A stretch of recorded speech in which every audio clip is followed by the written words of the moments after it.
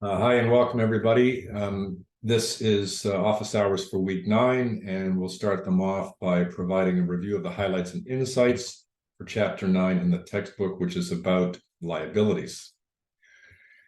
So there are 7 things that you're responsible to know to prepare for your final exam, as well as the chapter quiz for chapter 9.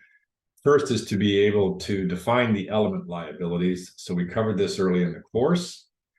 If you remember, by comparison to assets, an asset had 3 components of its definition. There are also 3 for liabilities. Liabilities are basically a present obligation that arises from a past transaction or event and results in the prospect of a future transfer of resources to settle the liability. Liabilities, of course, can be both short-term or long-term, depending on the expected time frame for settlement. If settlement is expected to occur within 1 year or a business cycle, that would classify them as short-term. Anything else beyond 1 year or indefinite would be long-term. The most common liability that we see on many firms' balance sheet is accounts payable. These are defined as obligations due to providers of goods and services.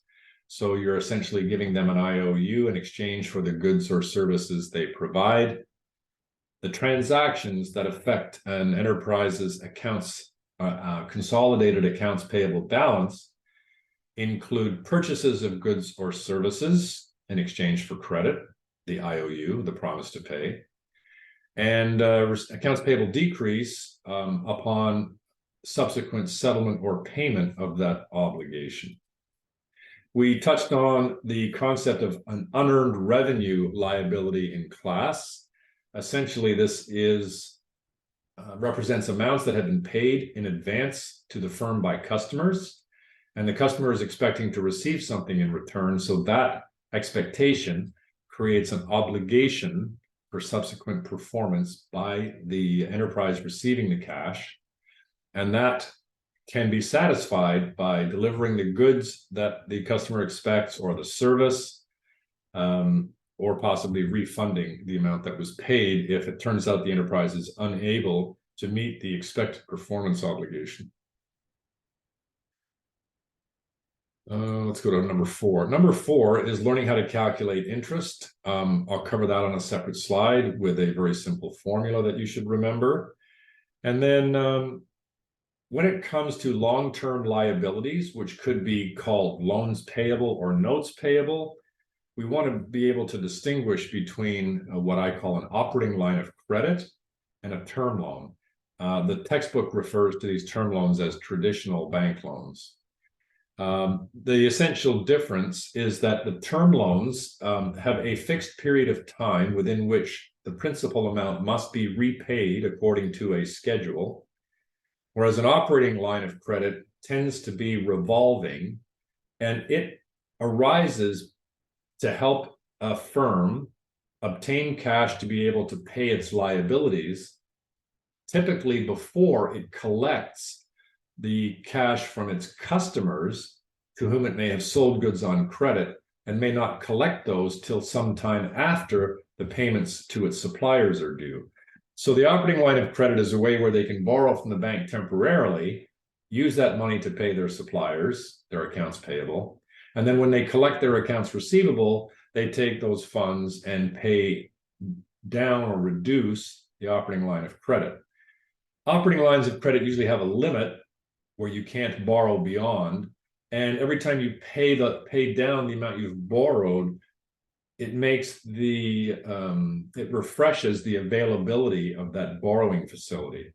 Okay, so for example, you might have a line of credit with a limit of 100,000. Maybe you borrow 50,000 to pay your suppliers, then you collect 75,000 from your customers.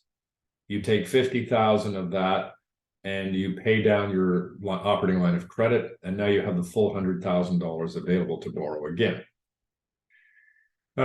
You must know how to process transactions that involve various other liabilities, and in Chapter 9, we introduce different kinds of liabilities some of which were liabilities due to various government agencies, such as Revenue Canada, where we owe money for taxes payable, income taxes in particular. We might also owe Revenue Canada for a different type of tax called the HST, Harmonized Sales Tax, where income tax is a tax on income, HST is a tax on sales. We also have source deductions, which are amounts that are withheld from employees' pay. And those funds are held in trust. They don't belong to the company, and they need to be remitted by the company to the government on behalf of the employees. So they create other liabilities for employee income taxes, contributions to the Canada Pension Plan on their behalf, as well as employment insurance. Lastly, it's important to be able to understand how to present liabilities on the statement of financial position, as well as the related expenses on the statement of income. So typically, when we're presenting liabilities on the balance sheet, we first of all classify them as short-term or current versus long-term or non-current. And then within each of those classifications, we list or present the liabilities in order of their expected time frame for settlement, with those requiring settlement in the nearest periods being at the top of the list. Okay, so let's just we cover the definition of liabilities. Present obligation arising from a past transaction that's expected to settle in the future. Usually the resources that we transfer for settlement are cash, but they could sometimes be other things like pieces of property, plant, and equipment, art, collectibles, or even shares of the company's equity. Classification, again, is presented on the statement in terms of short-term or long-term liabilities. And so the nature of these obligations is that they arise in one of two ways. They either arise as a result of the company purchasing goods or services, and that's what gives rise to these trade accounts payable, or we can create liabilities as a result of receiving money or cash that we are borrowing, and therefore money that we borrow is in the form of loans, but money that is paid to us in advance as a customer deposit is also a receipt of money. But if you like, it's just the reverse payment. It's the reverse situation of item number one, where the intention is that there's an exchange of goods or services. All right, so we studied earlier, I think it was chapter 7, we studied accounts receivable. And if you remember, accounts receivable arose in the situation where the business enterprise is selling goods to its customers on credit. That's what gives rise to an amount receivable. But from the customer's perspective, they now have an account payable. So everything that you learned about accounts receivable also applies to accounts payable.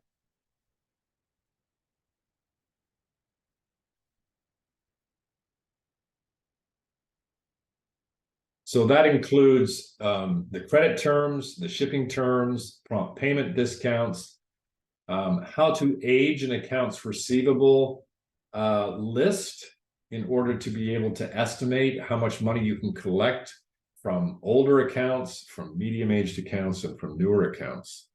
A company that is buying its goods and services on credit can similarly age its accounts payable and may want to pay attention to paying its longest outstanding liabilities first.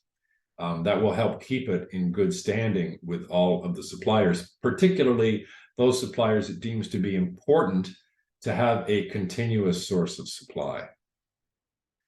The most common trade terms for accounts payable when credit has been extended is that they must be paid within 30 days. Sometimes in certain industries, such as the food industry, food suppliers will often require their credit to be paid within 7 days. And that's really tied to the perishability of most food products. The thinking here is probably, if food doesn't last or doesn't have a shelf life, if fresh produce and meat and whatever doesn't have a shelf life longer than 7 days, then the organization that's processing the food, a restaurant say, ought to be able to process that food and turn it into revenue within a 7-day period. So there's no reason to delay paying the food supplier beyond that. Point being is that the length of time, the duration of the credit can be industry specific. When we present accounts payable on the statement of financial position, it really represents the sum of all accounts payable to individual trade suppliers. So just like accounts receivable, accounts payable has what's called a sub-ledger system, where there is a ledger page for every individual supplier, which keeps track of all the transactions for that supplier and the balance that's payable. If we add up all those balances payable, we will get an aggregate amount, which is what's presented on the balance sheet as accounts payable. Purchases on credit from suppliers increase the balance of accounts payable, and payments to suppliers for previous purchases reduce accounts payable. The deferred revenue account represents payments received from customers in advance of the enterprise providing what the customer is purchasing. So we could call these customer deposits.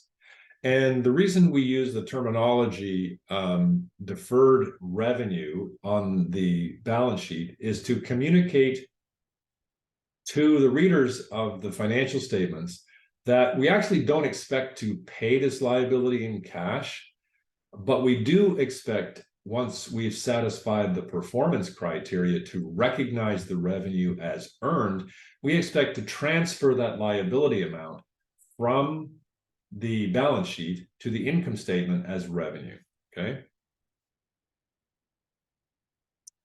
So we can also call this unearned revenue, which really now not only emphasizes that one day the liability will become revenue, but rather that there's a distinction between earning and not earning. So when we first get paid in advance by the customer, we haven't earned it, so it's unearned. But once we've satisfied the performance criteria, it will become earned, and that's what triggers the transfer of the amount from the balance sheet as a liability to the income statement as revenue. All right. Now, when it comes to interest expense, I compare this to rent. So interest is the cost of using other people's money. Thus, it is to borrowed capital. Interest expense is to borrowed capital. What rent is to borrowed physical space. You don't own the physical space, and at the end of your agreed period of use, according to your lease, you have to vacate it, which means you're returning it back to its owner. When you borrow money, you similarly have to return the money to the lender. But in the meantime, while you're using it, you have to pay for its use. And the cost of using it, the cost of using physical space, we call rent. And the cost of using other people's money, we call interest. And how do we calculate it? Well, here's a simple formula. The interest amount that you pay in dollars is equal to the principal amount that you borrow, multiplied by an interest rate expressed in percent per year, multiplied by a relevant time frame that you're calculating interest for. So if you're calculating interest for 1 year, a whole year at a time, T is equal to 1. If you're calculating interest for 2 years, T is equal to 2. But if you're calculating interest for 1 month, a month is 1/12 of a year, so T is equal to 1/12. In that case, calculating monthly interest would be determined by multiplying the principal by the annual rate and dividing it by 12. Now, interest income, or interest is earned as income by a lender, and interest is incurred as an expense by the borrower as a result of the passage of time. That's why the letter T, representing time, is in the formula for the calculation of interest. However, often the interest is not paid until there has been an opportunity to calculate it right up to the end of a period. So often the end of the period is the end of a month. However, it could be that a loan gets paid off in the middle of a month, let's say 15 days into the month, in which case we would have to calculate the period of time, maybe based on days or a half month, something other than a full month. Julian's asking, is this for simple interest or compounding? I presume you're referring to this formula. So the formula is actually for simple interest, but it can create compound interest depending on the terms of the loan. For example, if the interest is calculated and paid monthly, then this amount will give you the simple interest amount. All right, so if we take an example, let's say you have a $100,000 loan and the interest rate is 1% per month. Then the interest cost in dollars for 1 month will be 100,000 times, it's 12% a year, so it would be times 12% times 1/12. In other words, 100,000 times 1% gives us $1,000. If that $1,000 is paid at the end of the month, then the business still only owes the lender $100,000 because they are paying their liability for interest. They still only own the principal. But if they don't pay the interest, the terms of the loan will often add the interest to the loan so that in the next month's payment, the principal P is adjusted to include the unpaid interest. So in month 2, the interest we would calculate would be 101,000 times 1%, which would be a cost of $1,010. So then that's an example of how interest could compound, but you don't need to calculate compound interest in this course.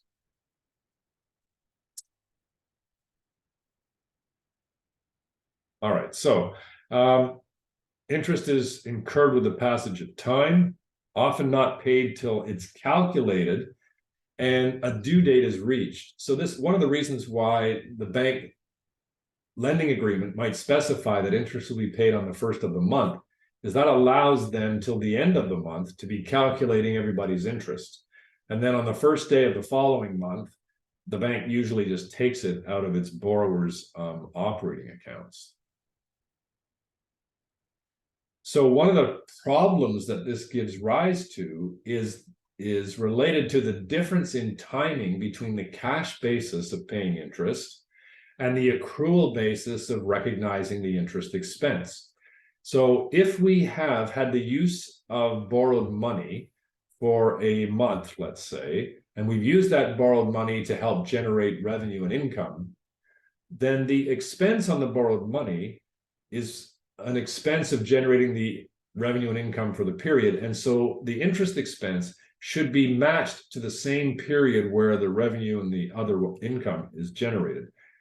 In order to accomplish that, we have to accrue the interest expense, which basically means we're making an estimate based on the calculation of the interest expense in this using this formula.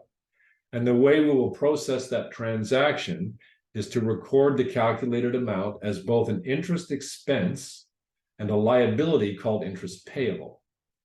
And that will be calculated to the end of the month and recorded in that month's financial statements. And then on the first day of the following month, the transaction that we will process will be to reduce the liability and reduce the cash balance, recognizing the payment of the interest as it was calculated. All right, so I think I've already basically described the distinction between term loans and operating line of credit. The term loans is borrowed for a limited time, a fixed time, usually specified as between 3 and 7 years. Or I suppose it could be between 18 months and 7 years, with the most common time frames being 3 to 5 years. So because we're borrowing money for a longer period of time, typically the reasons for doing that are to match the use of the funds or the term of the funds with the use. And we're going to buy typically long-lived assets. So we're matching the life of the assets and the life of the financing. And when we borrow this money from the bank over time, the longer a loan is outstanding, the greater the risk that something could go wrong for the lender.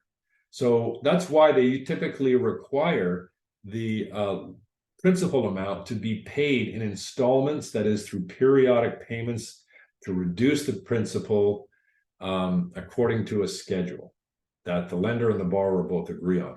And as the principal is paid down over time, this reduces the lender's exposure to possible loss. All right.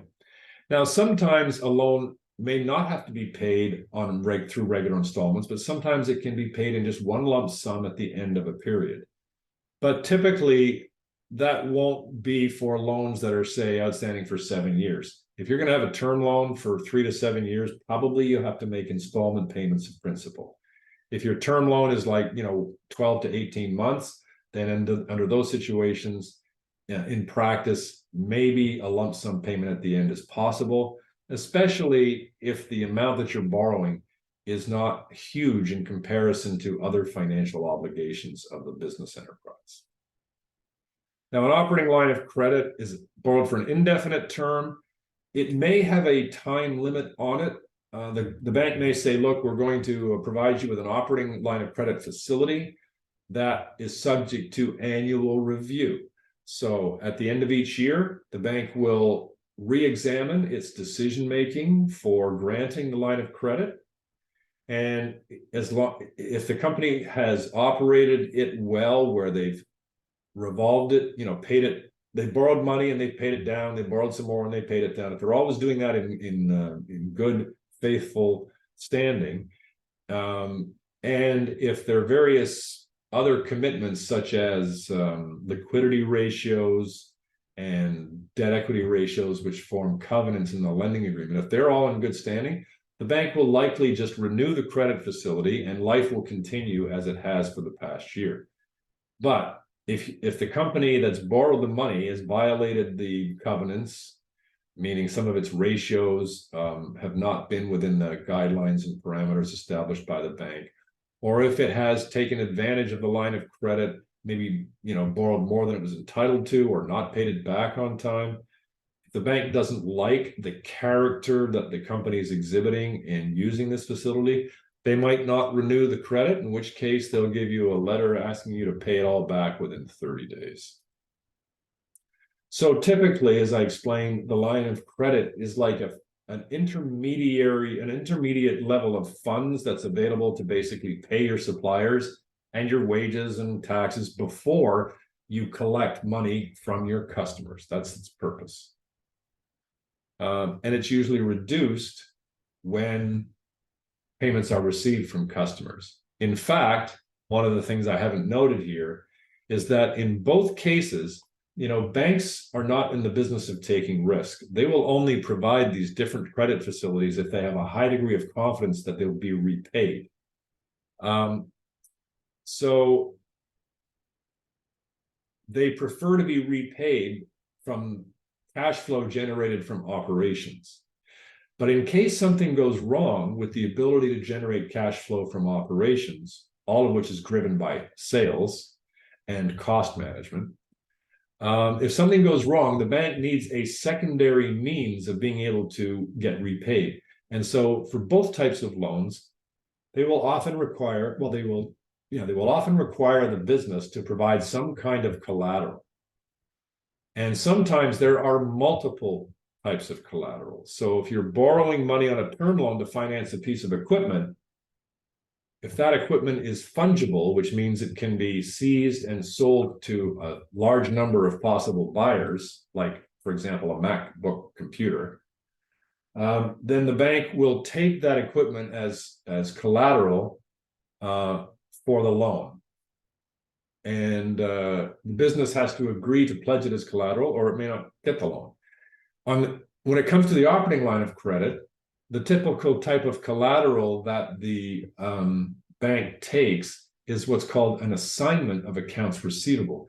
And that means if the business neglects to pay down the operating line of credit from the payments they collect from their receivables, the bank has the right to step in and take over the receivables, manage the collections, and pay itself from the amounts collected from customers. All right, so there's a few other liabilities that we need to pay attention to. which we've learned for the first time in this chapter 9. And the first one relates to a series of employment-related liabilities. So the first one I'm calling here source deductions payable. And this represents the aggregate of 3 liabilities we looked at in the in-class demo questions in chapter 9. So they include the Canada Pension Plan payable amounts that are deducted from an employee's pay. They include the employment insurance premiums that are deducted from an employee's pay, and they include the employee's personal income tax that are deducted from the employee's pay. So this is why I call them source deductions payable. Payable indicates that they're a liability by the business to a government agency in this case. Deduction means it has been taken out of the employee's pay, and the source simply refers to the employer. The deductions are made by the employer and are payable to the government. So this requires us, first of all, to calculate gross pay. The gross pay is the amount the employee earns, and that becomes an expense to the employer. Okay. So when we're processing the transaction, this amount that we calculate would go into increasing salaries and wage expense. And we can either do that at the time that it's paid, in which case the other side of the transaction will be to come out of cash, or if we haven't paid it, let's say on the last day of the month, but we want to get an accrual of the amount of the salaries and wage expense into the right month, then we might create the salaries and wage expense, and the other side of the transaction will be salaries and wages payable. Now, after we calculate the gross pay, the regulations specify how much is to be deducted in terms of Canada Pension Plan contributions, employment insurance premiums, and employee income tax. So the amounts of these are generally dependent on the amount of salary or wages earned by the employee. Okay. Now, we deduct these amounts from the gross pay to create the net pay, and that's the amount that the employee receives in cash. So they have directly received the benefit of their net pay, and they are going to indirectly or beneficially receive the source deductions by the employer sending them to the Canada Revenue Agency or the Canada Pension Plan on behalf of the employees, with these specific deductions for each employee identified with the employee's social insurance number. So to determine the accounts affected, I will refer you to go and examine the last question we did in class, question 9.8 in this chapter. But it's important to also understand, if you're going to have your own business one day, that the expenses to an employer of employing people to work in the firm are actually greater than the gross pay that you make to your employees in terms of salaries and wages, because in addition to the salaries and wages, we also have to pay, according to employment regulations in Canada, we have to contribute as an employer to each employee's pension plan and to the employment insurance plan.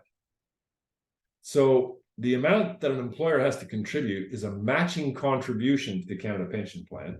So that's exactly equal to 1 times the employee's deduction. But we have to pay 1.4 times the employee's deduction for employment insurance.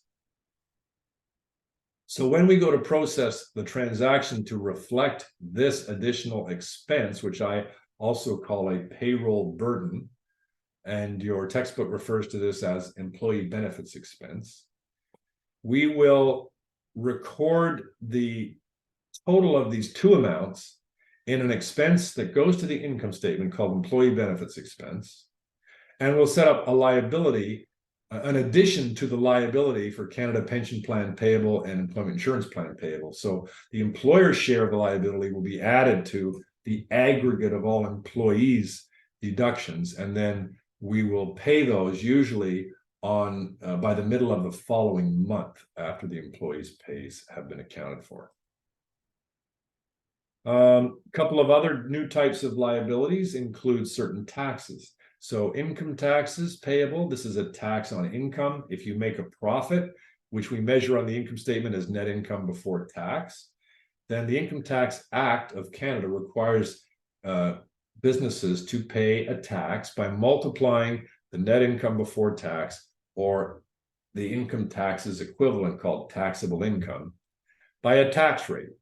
And these rates can range anywhere, depending on certain attributes of the business, from 13% to 50%. Okay. When we've calculated the tax on our profit, the way we process that transaction is to increase income tax expense and to increase income tax payable. And the reason these two parts usually occur is because we have to calculate the tax before we pay it, and we usually calculate the tax on profit. And we don't know the profit at the end of a month until the month is over. So we can't really have paid at least the full amount of income tax accurately until we calculate it after the month is over. And when we've calculated it, that allows us to accrue the amount back into the month when it was incurred. Now, in practice, Revenue Canada also requires businesses with a history of making a profit to make installments of their income tax. Large corporations have to pay estimated installments monthly. Smaller businesses have to pay it quarterly. Okay. So sometimes, and when we're making payments against the income tax, then the transaction to record that would be to decrease cash and to decrease the income tax payable. Now, a similar type of set of transactions occurs with respect to HST, which is a commodity tax. So this is a tax on sales, and the intention of sales tax or commodity taxes is that they should ultimately be paid in full by the end user. So who participates in this system are all businesses with revenues in excess of $30,000 a year. They have to register with Revenue Canada and obtain a business number. And then they need to charge HST on their sales to their customers. They collect it from their customers. And when they collect it, again, we're acting as an agent for the government, in this case, the federal government. So the money that we collected, let's say we sell a pair of blue jeans for $100 and we charge HST at 13%, which is $13. The customer pays us $113, but only the 100 belongs to the business enterprise. The other 13 belongs to the government. So we recognize the revenue for $100, and we set up a liability for $13 to the federal government under the heading HST payable. So when we collect this money, we'll actually let's see. If we're doing this in cash, we collect it all in cash, so the cash balance goes up, revenue goes up 100. And HST payable goes up 13. If we're dealing with credit sales, then when we sold the goods to the customer, we would recognize an increase in accounts receivable of $113. We would recognize revenue of 13 and immediately recognize HST payable of, we'd increase accounts receivable by 113, recognize revenue of 100, and increase HST payable by $13. Then when we collect the money from the customer, we would just increase the cash by 113 and reduce the accounts receivable by 13. While we're collecting this HST from our customers, as a business enterprise, we may have paid HST on all of our purchases. The significance of this third point I'm making is that when we go to remit HST back to Revenue Canada, Canada Revenue Agency, we are only required to remit the difference between what we collect from our customers and what we've paid on our purchases.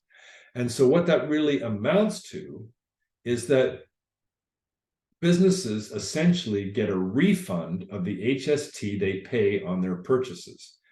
And that's consistent with the notion that ultimately the only organization that should be paying HST as a cost is the end user or consumer.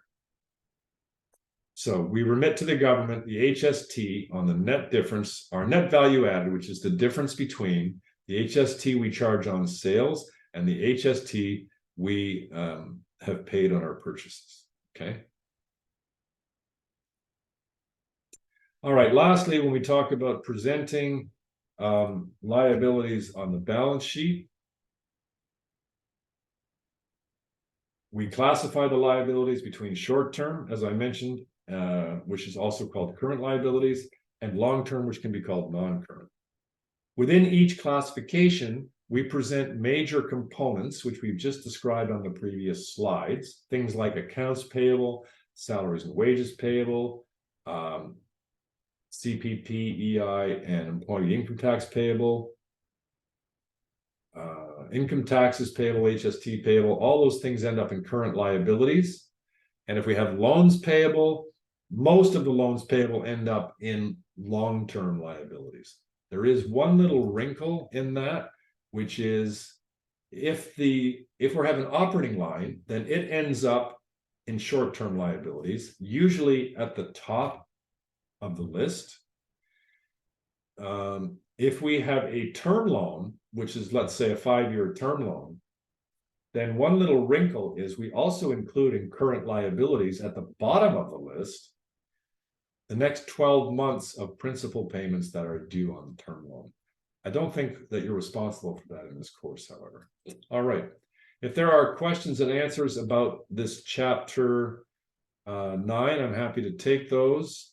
Otherwise, if there are other things that students want to cover, we can address those as well. So I'll stop sharing my screen and just ask, are there any particular questions about chapter 9?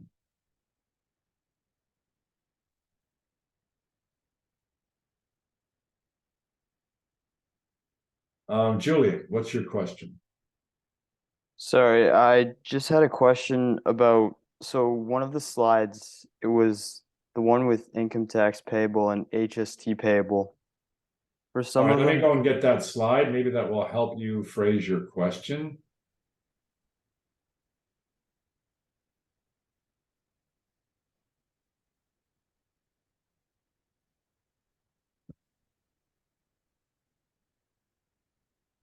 This one? yeah. So I noticed that there were multiple steps. So for income tax payable, for example, so the increase in income tax expense and increase in income tax payable, would that be in one line? And then the next line of the transaction would be cash goes down, then income tax payable goes down? The way we've been doing this in class, you're absolutely correct. But when you say one line, in my mind, that is a single transaction. So the first transaction, which I've listed as step 1, is to recognize the income tax expense and put it in the proper period.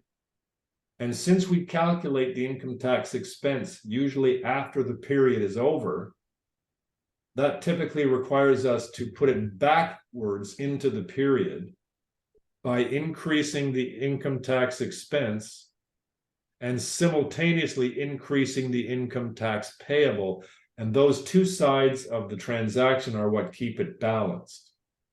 Then in the following time period, we usually have this other transaction that occurs when we actually remit the income taxes by paying them to the government, which has two sides, resulting in a decrease in our bank balance or cash and decreasing the liability income tax payable. Does that make sense? Yeah, so if I'm not mistaken, it's like when there's accounts receivable for something else, and so if somebody buys something on account, then we fill it out accordingly with the receivables account. Some other transaction takes place, and then after that, like on a separate transaction, we'll clear it up and it'll balance out again. Yes, and so one of the things this recognizes is that there's a difference between the cash basis of accounting and the accrual basis. And all of our financial statements except for the cash flow statement, are prepared on the accrual basis, which means we are accounting for transactions when they occur, when revenue is earned, when expenses are incurred, without any regard to the movement of cash. Now, as cash moves, we also account for the movement of cash, but those are separate from transactions that recognize revenue and recognize the incurrence of expenses. So that's what's happened here. In this first transaction for income taxes payable, we're recognizing the expense and putting it in the period that it relates to. And then the second transaction recognizes the movement of cash to pay the income tax liability. Similar things are going on here. The number of points that I have isn't aligning with specific transactions. So the first one is, who has to do this? And in fact, the transactions that would occur, as I described, would be you would first recognize there's actually three types of transactions that affect HST payable. The first is when you sell goods and charge HST to your customers, then that increases, let's say, accounts receivable and increases HST payable. When you buy goods that have HST included in the price, let's say you're going to buy the blue jeans that you want to sell, and so the cost of the blue jeans is $50, but the seller charges you HST on those blue jeans, so they charge you $6.50. So you have to pay the supplier $56.50, but only the $50 cost goes into your inventory. The other $6.50 actually reduces your liability HST payable. So that's the second type of transaction. And we haven't really covered that one in this course, oddly enough. And then the third transaction is when we pay the HST payable balance to the Canada Revenue Agency, which is basically the net amount of HST we collected from our customers and that we paid on our purchases. We net those two, come up with a net balance of payable, and then we pay it in cash to the Canada Revenue Agency. So that's the third type of transaction. Makes sense. Good. Any other questions? Nope. All right. Have you done the Chapter 9 quiz yet? I haven't. Okay. Well, hopefully this will help you with that quiz. And then if any other questions come up as a result of your attempting the quiz, we can probably deal with those in week 11 when we do the final exam review. Okay. So, all right. Good. Okay. Good night then. Oh, wait, I just have one more question. Sure. Go ahead. So next week is the Chapter 10 class, and Correct. then the week after that is final exam. The week after that is final exam review. Correct. Okay. So next week is Chapter 10. Then there's an 11th week, which is final exam review. And the final exam comes after that on the 21st of April. Okay. All right? Yep. Okay. Good night. Good night. Thank you. You're welcome.